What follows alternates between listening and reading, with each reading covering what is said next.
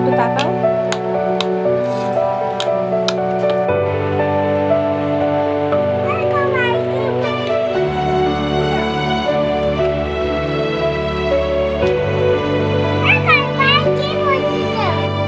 Hello guys, আমরা এখন এটা ফ্রিজে ধুয়ে দেব।